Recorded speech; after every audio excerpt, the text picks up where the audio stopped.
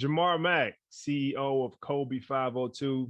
It's a pleasure to have you on, man. Welcome to the Player's Perspective Uncensored podcast, man. It's a pleasure. I am grateful to be here finally. Someone that I've known since we were 2 or 3 years old. Original daycare pre-K. I would like to call it. So I'm definitely grateful to be on here with you, sir. No doubt, no doubt.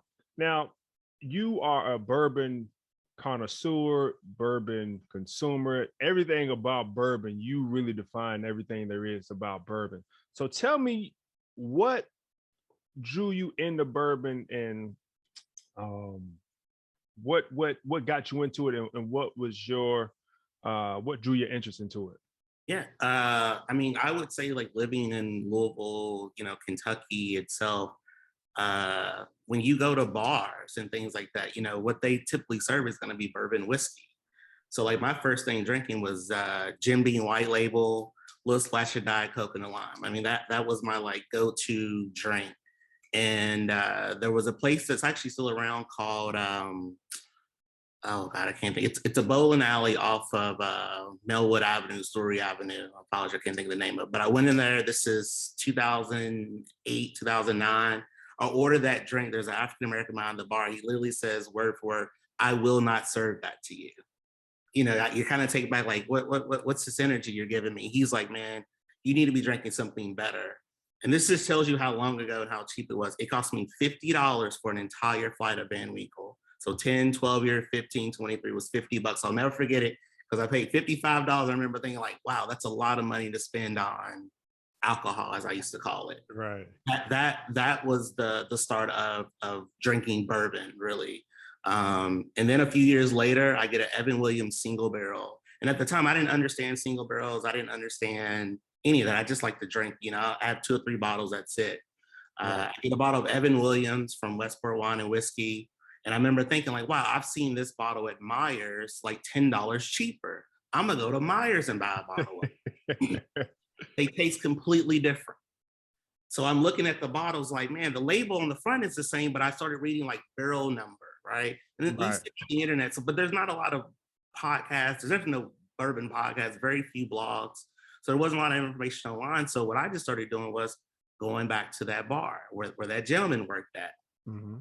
And that was really what started piquing my kind of interest into bourbon collecting, as maybe what you call it now. But then, it was nothing to walk into a liquor store in West Louisville and find Weller 12 for, $19.99, $22. It was definitely a different time where you get access to everything. And it makes it easier to get into it. So, right. Yeah. Nice. So what was the first bourbon that the guy served you that you fell in love with? It was a flight of Pappy Van Winkle. So it was Rip 10, Lot B 12, Van Winkle 15, Van Winkle 23. Like that was like my mind blown, because at that point I'd never sipped whiskey. I never like smelled it and gone through all the rum. I don't think I'd ever even seen a Glencairn. You got to think of, you're going to bars at 4th Street Bar, Road, whiskey cups. Everything right. is more about a cocktail or a drink, not so much, enjoying the spirit. But then from that, it was Evan Williams. It was the old, I think they still do make the Evan, but it's the Evan Williams black wax top. It'll typically have like, it'll show you the bottle date, barrel number on the back. It used to be $22, $23. All day long, that was my go-to. Nice. Now you are the creator and the founder of Kobe 502. Tell us about Kobe 502 and what was the inspiration behind it? Yeah, so Kobe is an acronym for Kentucky's original Black Bourbon Enthusiasts. Essentially in 2015, 2016, any bourbon event that I would attend in Louisville, no offense, I called it the 3 Bs, which was bourbon, barbecue, and bluegrass. And my upbringing better than anyone, in that like I grew up in Louisville, but I don't listen to bluegrass. I don't yes, can I fish? But no, I don't, I'm not going out and catching my own catfish to eat with my pimento cheese, right? And that was the imagery and that kind of love story that bourbon brands love to tell at that time, which is fine. I think there's a place for that. But me being an African American from West Louisville, I'm not listening to bluegrass and banjos for 2 hours. I can't do it. So that was where the start of Kobe came, was like, I just wanted to create a space that I knew other people like me existed, whether you be white, black, whatever your race was. But the keeping it Black original was really more, as you can kind of understand as a Black male, it's having an inviting safe space. When you throw that in there, it almost puts out like a light to say, hey, right here, right now in this space, this is what we're trying to accept. But as far as the membership, we've got people in 10 different states. We are centrally located in Louisville. But males, females, white, blacks, different sexual orientation, those things don't matter. All we really ask when you come to Kobe is philanthropy first. Just understanding that we are a charity organization. We're classified by the IRS as a charitable organization. Not most bourbon clubs are classified as a teaching education.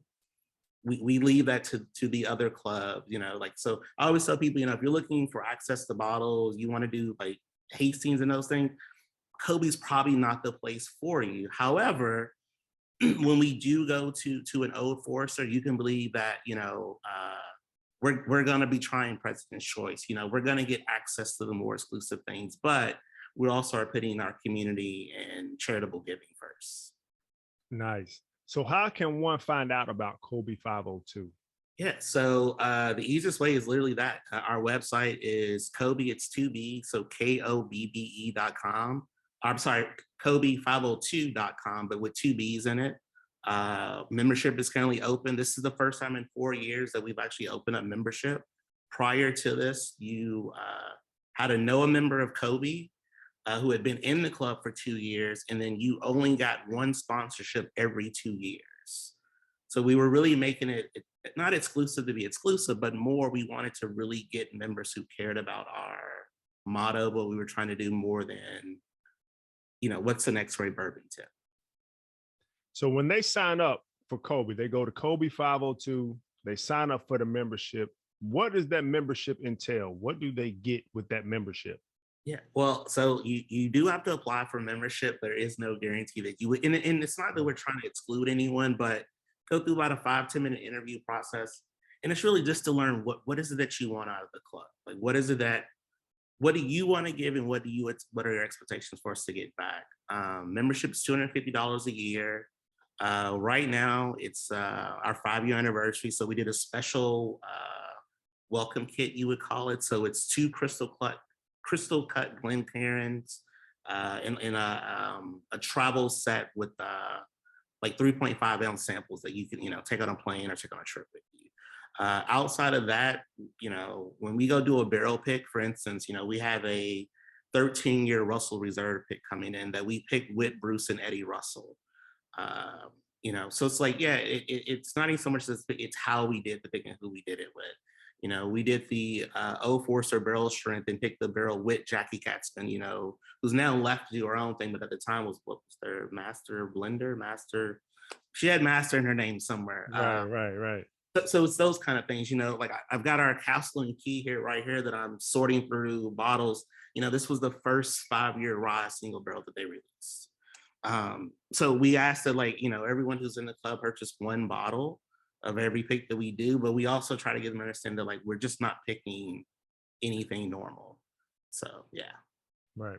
So I also read that you all meet every third Thursday of the month.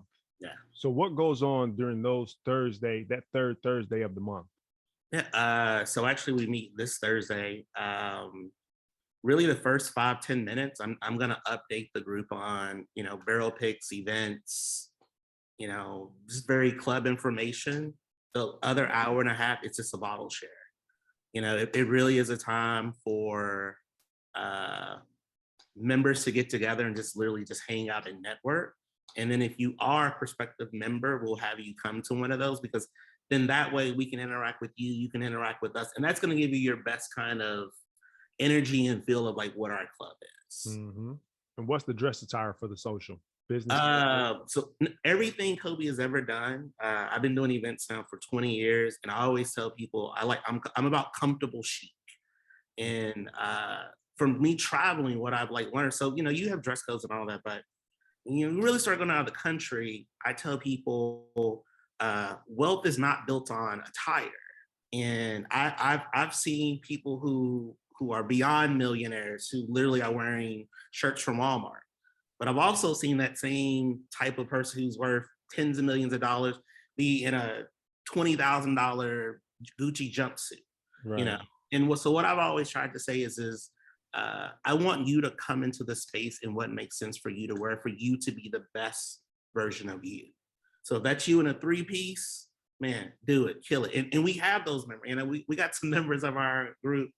It's three of them, and I love these guys. But when they come together, they will either like all drive their sports car. So one's pulling up in a Porsche, one's pulling up in a Corvette, or they'll drive their trucks, and it's all that. And so there's a space for that. But then you have other members who, they're just there in Toyota camp. But there's no show of this isn't the place to flex, but this is definitely the place for you to be yourself. Right. There's no classism here. No, I mean, it's one of those things where we have, Junior Bridgman, both of his sons are in Kobe. We have a federal prosecutor that's in Kobe. So it's kind of like, as big as you think you are, there's probably someone in this club who's, so you know what I mean? So it's like, it's not even worth it to have that kind of energy. Right. But at the same time, I mean, when we go to like tailgates, I'm carrying my travel stem glassware, because I'm not drinking wine out of a plastic cup. So like I said, there's levels for what makes sense. All we just ask you to is truly just be, our motto is come for the bourbon, stay for the community. Nice. So it's like. And let me ask you this, because I always, for my listeners, a lot of people are educated listening to the podcast. So when you say bottle sharing, can you explain what that means when you say that, as far as like your social gatherings on your Thursday? Because some of my listeners, me and you understand it, but some of my listeners may not understand what that is. So essentially what it is I take it back to being a kid and going to a barbecue, right? Like, your 4th of July barbecue. Well, even if your family didn't host it, your family never walks into that barbecue without your mother having a dish. Your father's got some type of alcohol beverage, and you as a child, you carrying in the coats or some napkins, right? It's a potluck community thing without it even being said. It's just what the hospitality, I think, is the word I'm maybe looking for. It's just so with the bottle share, it's the same energy. Bring something to this meeting that you want to share with people. You don't leave the bottle, you take it home with you. You have people who you'll bring a Four Roses limited small batch, right? So a very coveted bottle. Well, you don't want that bottle to get killed that night. So what you might do is like, listen, I'm gonna sit this out, grab you a half-ounce pour of it, respect the bottle is what we always call it. And then when you feel like enough of it has been gone, take your bottle off the table. And no one will say a word to you. Or you have some people who are newer to it, and Evan Williams White Label is the best bottle. Bring that. Someone would love to try that. And it just really more is about you bringing something to the table that you want to share with someone else in the group. Nice. Yeah. Now, does the group, do you all travel and meet with other social clubs or meet with other bourbon groups? Yeah, so I call it the sandbox, in a sense of like, we don't have to be playing with the same toy. We just got to be in the same sandbox, right? We just got to be in the same collective spirit. And we do that. Now, we don't necessarily travel or link up with other groups. So, however, what we have done is when like Dallas Bourbon Club, 5280 out of Colorado, when those guys come here, we will try to host them. So in the same way that we'd have a bottle share, actually we just had one a few weeks ago with 5280 and Neely Distillery. So much in the same sense that we'd have a bottle share, we would bring them into someone's home, our clubhouse, and host them within that same kind of energy, get some food, bring some extra bottles, that kind of like thing. Nice. Now, next year, I will say, looking ahead, we are planning a meetup in New Orleans for the New Orleans Bourbons Fest. Unfortunately, I don't have that date in front of me, but you Google New Orleans Bourbons Fest, it's sometime in March. We are planning a big powwow of clubs for that. Nice. Now, what's your favorite exclusive bourbon to try out that you go to and be like, man, this is probably my favorite exclusive bourbon that probably not a lot of people have access to, or that's very rare commodity, but this is one that I kind of like to. I don't want to say flex, but it's one that I kind of like to have and try. I mean, I would probably say the most like coveted bottle in my collection is my Michter's 25 year. Mhm. I think, that release had 300 bottles worldwide. I think the state of Kentucky only got 4. So to have one of those 4 for the whole state, definitely is like, that catches eyes. Right. But for me, I mean, I've been drinking and collecting bourbon for so long. My daily drinkers used to be Smooth Ambler Old Scouts. They were like 9 to 12 year single barrels, and the original OKI. So it's currently New Riff is what it's formed into. But Right. those were my old school daily drinkers. Now, and don't kill me for this, but I tell people I like bourbon, but I love wine. I am far much more into wine. Literally later on tonight, I will not be drinking bourbon. I'll have wine. Right. So I've been more into wine the last 2 to 3 years. And then part of what it is, it's just access, right? Like, there was a time when for Bourbon Heritage Month, which is in September, in around Bourbon Festival, you could just go to Willet and literally buy as much Willet 10 to 14 year bourbon rye as you had money for. There were no lines for Four Roses limited edition. Like you go down on a Thursday and just buy a bottle of it. Birthday bourbon used to be like $62, $65 when I bought my first bottle. So there were no lines. So now, you have birthday bourbon this year is going to be a lottery. You can't even go to the distillery and wait to get a bottle anymore. So just in the same way I used to be a sneakerhead, when I can no longer just stand in line and get my favorite J's from Oxmoor Mall, you can have this. And you know what, man? That's what I kind of tell people, how it kind of like this. I don't want to say infatuation, but like this kind of bourbon craze kind of like came about. Like you kind of traded in my sneakers for the bourbon. I'm like, the same way people stand in line for Jordans, it might be even worse with bourbon, man. It might be even worse. Well, and I've gone through this with some like other clubs that I've been in before, and it's like where money's not an issue for anybody, right? So it's not about. That's why the secondary market has gotten so crazy, because and you have people who it's not even about spending $2,000 on a $200 bottle. It's about I have the means for it and I want that bottle. Right. I mean, a month ago, a guy walked into Justin's House Suburban here locally, spent $82,000 on 4 bottles. That's a good house. That's a really amazing car. Right. On 4 bottles of bourbon, but I tell people here now, it's not in the land of milk and honey. It's about what you can get. Right. So there definitely was a great time, where Elmer T. Lee's were just, at liquor barn. Yeah, I mean, I personally have not seen a Weller product of from Weller Special Reserve, CYPB, Full Proof, just sitting on a shelf for probably 3 years. Not in Kentucky, anyway. No. Definitely not in Kentucky. So, if I could probably still get it the way I could 3 or 4 years, I probably would still be more into bourbon, but them hour drives to Barstown and you leave nothing, man. You do enough of those trips, it'll take the spirit out of it a little bit. Right. Now let's shift gears a little bit here. I know you've always been a sports guy. Like I said, we've grown up watching each other and growing up. I know you've always been a U of L fan.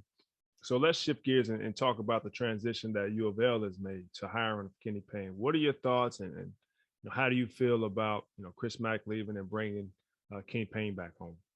Larry, I'm going to be 100% honest with you. I went to diehard U of L fan, U of L fan my entire life. The U of L won in 2013. I cried. The first person I called in 2013 when we won was my grandmother.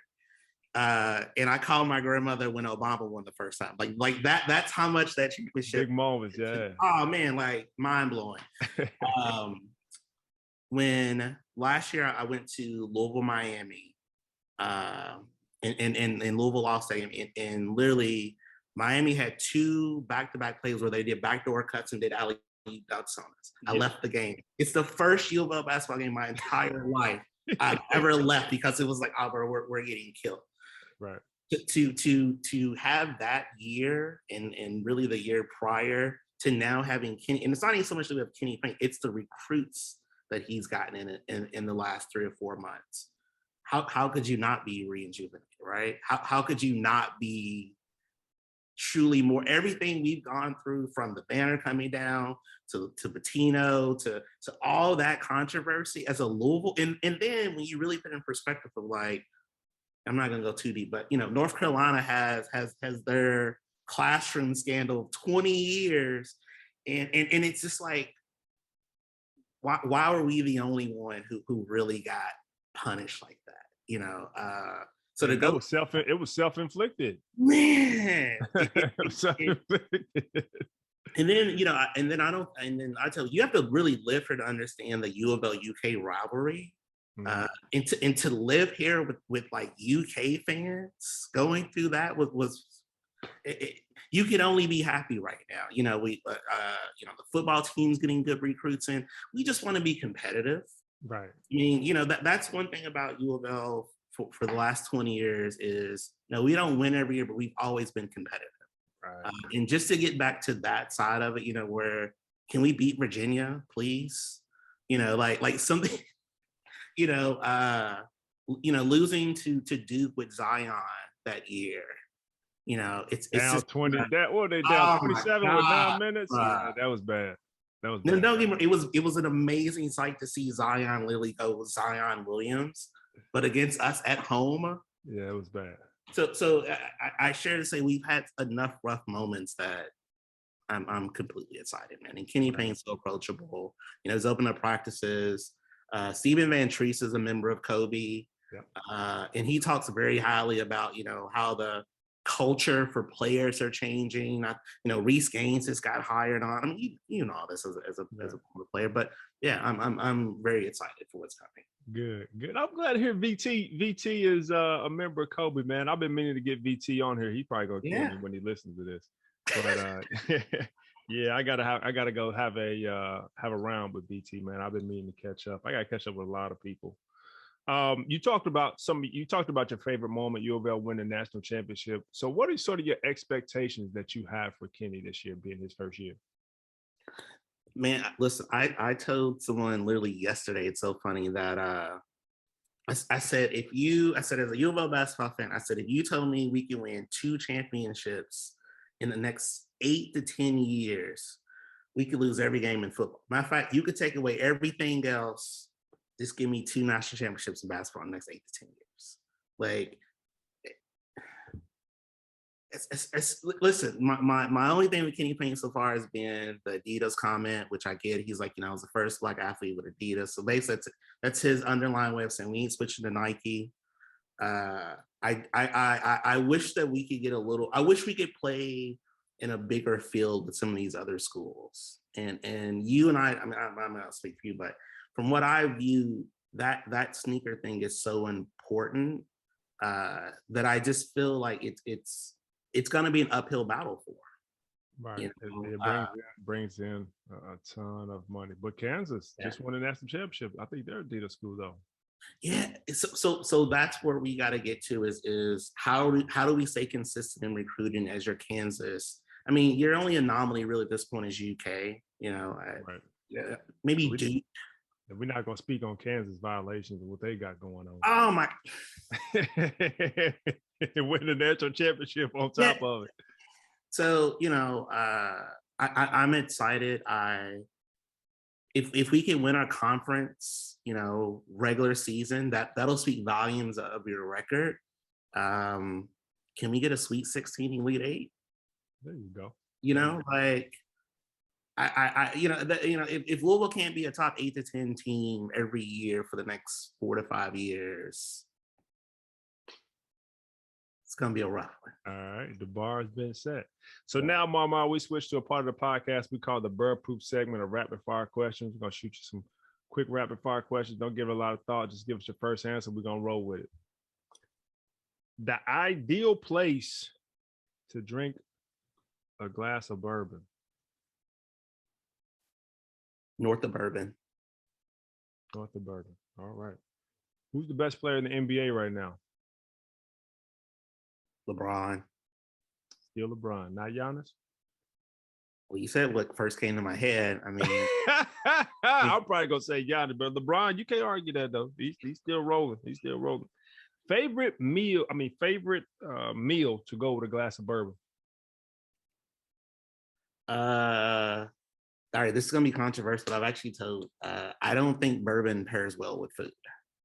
Okay. But if you were going to eat something as you're drinking, something definitely fried, some chicken king.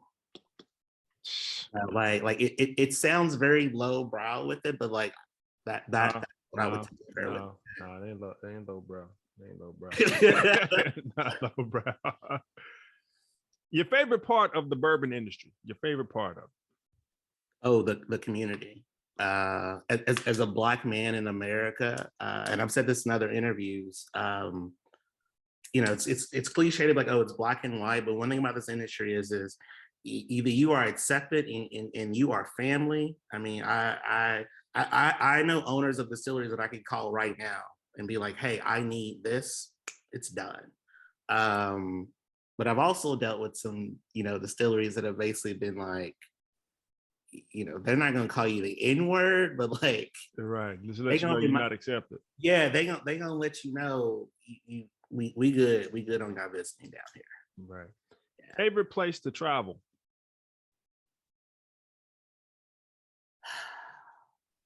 Before it was Toronto, but man, honest, I just took my first beach trip 3 weeks ago. I'd never ever been to a beach and like sat down and relaxed for like a few hours. I'm gonna return 40 in March. It's all I want to do now. So going forward, beaches, and I'm going to St. Pete Beach in like 2 weeks for a whole week. That's it. Just give me a beach. I get it. I never thought, it never made sense to me to travel to sit down and relax. That was absurd, but now, yeah, give me a beach. Gotcha. Last question. We call this franchise sign a wave. You got a franchise of bourbon, you got a sign of bourbon, you got a wave of bourbon. Got Booker's, got Stag Jr., and we got Four Roses single barrel. Which one you franchising? Which one you signing? And which one you waiving? Four Roses, Stag Jr. What was the other one? Booker's. And what are my options again? I'm sorry. You got a franchise, who's your most valuable. You got a signs one that you're going to keep on the team. You got a waive one that you can't keep. So you got three options. You can only keep two. Wow. Franchise is the most valuable. The signing is going to keep around. You got to waive the third one. I'm definitely going to franchise Four Roses. That's an easy one. Four Roses barrel strength. It's one of the most consistent. Now, don't get me wrong, they do have 10 different recipes, so that definitely gives them like a long arm. But if you ever visit Kentucky, I will tell you, Wilderness Trail, Four Roses, Peerless. Those are your three best distilleries to visit to buy bottles. So definitely Four Roses is my franchise. My sign,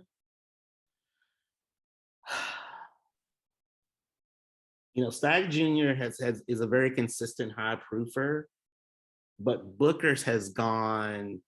Booker's 30th anniversary and Booker's Rye in my top 10 greatest bourbons of all time. Both of those are in there. Okay. So I'm gonna go sign Booker and I'm gonna waive Stag Jr. Wow, I did not see it going that way. But I trust you because you much more knowledgeable and much more of a connoisseur than I am. You have much more experience. But man, just in my short little term that I've had, and I haven't tried nearly as many bourbons as you have, but man, I probably would have put Stag Jr. is probably one of my favorite bourbons. Stag Jr. Just the this pure texture and the flavor of it, man. Stag Jr. probably would have went up there. It's been tough between Booker's and Four Roses. Four Roses single barrel probably would have signed. Probably would have let Booker's go, man. That's tough though. That was a tough tough one. When you get to Louisville and you have time, I'm gonna take on a very legendary tasting. Like we're gonna try some like pot still Willets. I like Willet. We'll pull some stuff out of the archive. Man, I had Kenny Coleman, the guys from Bourbon Pursuit on, man, and I was over to their place, man. He had a basement full, man. He let me try some exclusive stuff, man. Great guy, but he let me try like some Willets, like a Willets 15-year, man. Yeah, the thing with like Kenny's basement, man, is it's not even fair to call it I mean, his I know exactly what you're talking about, man. Kenny, he had a whole door where he opened up bourbon cases that he hadn't even opened yet. Yeah, oh my god, his collection is definitely in top 2 or 3 best I've ever seen. Elite status. Yes. His bar is surely better than some restaurant bars. Right. Like it's right. yeah. But anyway, man, I appreciate you coming through and talking to us on the podcast. It was a pleasure to have you on. We definitely gonna link up when I come to the city, bro. No, Larry, always grateful, brother. Appreciate it. Sending you and your family love and energy. Yes, sir. Same way to you, bro.